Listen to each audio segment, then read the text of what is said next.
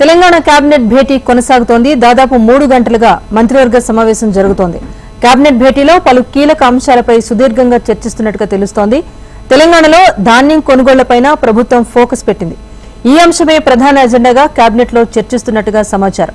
అలాగే ఖరీఫ్ పంటల ప్రణాళిక, తెలంగాణ ఆవిర్భావ దినోత్సవాల నిర్వహణ, జూన్ నుంచి విద్యా సంస్థలు తెరిచేందుకు ప్రణాళిక వంటి అంశాలపైన మంత్రివర్గం చర్చిస్తున్నట్టుగా తెలుస్తోంది.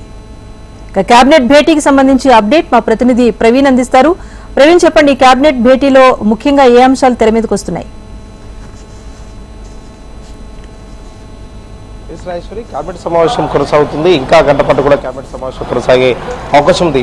మొదటగా ధాన్యం కొనుగోలు అంశంపైన కూడా కేబినెట్ లో చర్చించారు. ఇప్పటివరకు రైతాంగం పండించిన పంటలు మాత్రం పూర్తిస్థాయిలో మాత్రం కొనాలని చెప్పేసి కూడా కేబినెట్ లో ఒక నిర్ణయం అయితే తీసుకున్నారు. ఇక తడిసిన ధాన్యాన్ని కూడా పూర్తిగా కొనే విధంగా కూడా అధికారులు కూడా ఆదేశాలు కూడా జారీ చేయబోతుంది ప్రభుత్వం. దీంతో పాటుగా రైతాంగానికి సంబంధించినప్పుడు ఎవరికి కూడా ఎలాంటి ఇబ్బందులు తలెత్తకుండా, అదేవిధంగా ఎక్కడైతే ధాన్యం కొనుగోలు చేసిన ప్రదేశంలో మాత్రం మనకి ఇబ్బందులు కలగకుండా కూడా తగిన జాగ్రత్తలు తీసుకోవాలని చెప్పేసి కూడా అధికారులు కూడా ఆదేశాలు కూడా జారీ చేయబోతున్నారని చెప్పొచ్చు. ఇదే అంశంపైన కూడా కీలకంగా దాదాపు గంట పాటు కూడా కేబినెట్ కూడా చర్చించింది. దీంతో పాటుగా రైతాంగాన్ని ఏ విధంగా ఆదుకోవాలి, నష్టపోయిన రైతులకు సంబంధించిన రాష్ట్ర ప్రభుత్వం ఏమైనా తీర్పిక చెప్పబోతుందా అనే దానిపైన కూడా ఒక క్లారిటీ అయితే రావాల్సిందని చెప్పుకోవచ్చు. మొదటి నుంచి మాత్రం రైతాంగానికి సంబంధించిన కొంతవరకు మాత్రం రైతుల సమస్యలు, అదేవిధంగా రైతాంగాన్ని ఏ విధంగా ఆదుకోవాలి, 500 రూపాయల బోనస్ ఇస్తామని చెప్పేసి కూడా గతంలో తెలిపిన నేపథ్యంలో మాత్రం వరికి మద్దతు ధరకు సంబంధించిన మాత్రం మద్దతు ధర, దాంతో పాటుగా 500 రూపాయల బోనస్ కు సంబంధించిన మాత్రం రాష్ట్ర ప్రభుత్వం ఏమైనా నిర్ణయం కూడా ప్రకటించబోతుందా అనే దానిపైన కూడా ఒక ఆసక్తి అయితే రేపుతున్న సిచ్యువేషన్ కనిపిస్తుంది. ఇదే సమయంలో మాత్రం విత్తనాల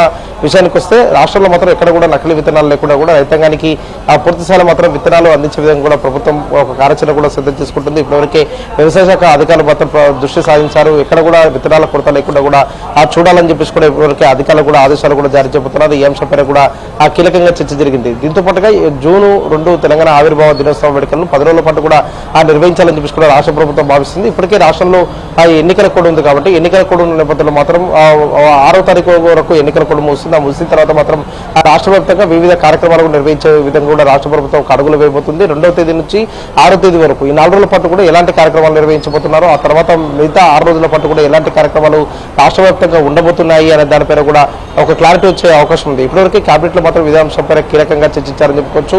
ఆ తెలంగాణ ఆవిర్భావ దినోత్సవ వేడుకలు 10 రోజుల పాటు కూడా నిర్వహించి ఘనంగా నిర్వహించాలని చెప్పేసి కూడా ఇప్పటివరకే కేబినెట్ లో కూడా చర్చించిన ఆ సిచ్యువేషన్ ఉంది. దీంతో పాటుగా కాంగ్రెస్ పార్టీ నేతలు చెప్తున్న ప్రకారం మాత్రము తెలంగాణ ఆవిర్భావ దినోత్సవ వేడుకలకు మాత్రము సోనియా గాంధీ, అదేవిధంగా రాహుల్ గాంధీ, వారితో పాటుగా ప్రియాంక గాంధీని కూడా పిలవాలని చెప్పేసి కూడా గతంలో కూడా భావించినట్టు సమాచారం. దీనిపైన కూడా ఏమైనా చర్చిస్తారా అనే దానిపైన కూడా ఒక క్లారిటీ అయితే రావాల్సింది. ఘనంగా కూడా వేడుకలు కూడా నిర్వహించాలని చెప్పేసి కూడా ఇప్పటివరకే భావిస్తున్నారు. కాబట్టి ఆ కాంగ్రెస్ పార్టీ తరఫున మాత్రం ఈ 3 నేతల్లో మాత్రం ఎవరు అటెండ్ అవ్వబోతున్నారు అనే దానిపైన కూడా ఒక క్లారిటీ అయితే రావాల్సింది. దీంతో పాటుగా విద్యార్థులకు సంబంధించిన మాత్రం ఇప్పటివరకే అకాడమిక్ ఇయర్ కూడా ప్రారంభం కాబోతుంది. కాబట్టి ఆ ప్రభుత్వ పాఠశాలలో మాత్రం విద్యార్థులకు అందించే పాఠ్య పుస్తకాలు, అదేవిధంగా ఆ డ్రెస్సెస్, దాంతో పాటుగా విద్యార్థులకు సంబంధించిన మాత్రం ఏ విధంగా ఆ రాష్ట్ర ప్రభుత్వం పూర్తిస్థాయిలో మాత్రం ఆదుకుంటుంది అనే దానిపైన కూడా ఒక క్లారిటీ అయితే రావాల్సిందని చెప్పుకోవచ్చు. ఎందుకంటే విద్యార్థులకు సంబంధించిన మాత్రం ఎవరికి ఎలాంటి ఇబ్బందులు కలగకుండా కూడా గతంలో కూడా ఆ ప్రభుత్వ పాఠశాలలో మాత్రం ఎవరైతే విద్యని ఇప్పటివరకు అక్కడ చదువుకుంటున్నారో వారితో పాటుగా చాలా మంది కూడా విద్యార్థులు ప్రభుత్వ పాఠశాలలో వచ్చి చేరే విధంగా ఒక అవగాహన కార్యక్రమాలు కూడా నిర్వహించాలని చెప్పేసి కూడా ప్రభుత్వం ఇప్పటివరకే భావిస్తుంది. కాబట్టి ఈ అవగాహన కార్యక్రమాలకు సంబంధించిన మాత్రం ఏ విధంగా కూడా ప్రభుత్వం అధికారులు కూడా సూచనలు చేయబోతుందన్న దానిపైన కూడా ఒక క్లారిటీ అయితే రావాల్సింది. దీంతో పాటుగా రాష్ట్ర ప్రభుత్వానికి ఆదాయం వచ్చే మార్గాలపైన కూడా గతం నుంచి కూడా ఒక దృష్టి పెడుతున్న నేపథ్యంలో మాత్రం ఈ అంశంపైన కూడా ఏ విధంగా చర్చించబోతున్నారు, ఆ రాష్ట్ర ప్రభుత్వానికి ప్రతి నెల కూడా ఆదాయం వచ్చే అంశాల్లో ఏ విధంగా కీలకంగా కేబినెట్ చర్చిస్తారు అన్న దానిపైన కూడా ఒక క్లారిటీ రావాలి. గతంలో కూడా అయితే ఏదైతే భూములకు సంబంధించిన రిజిస్ట్రేషన్ల ద్వారా మాత్రం కొంతవరకు రాష్ట్ర ప్రభుత్వానికి ఆదాయం వస్తుంది.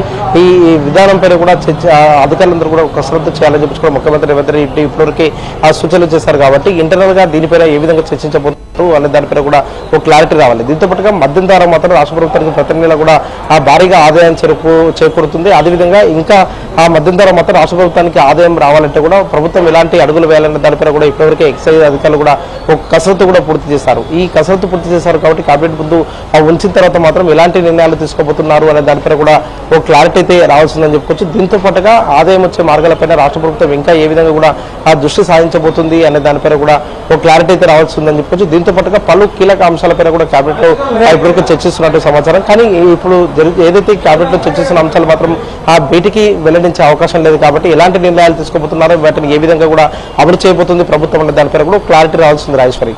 Right, thank you Praveen.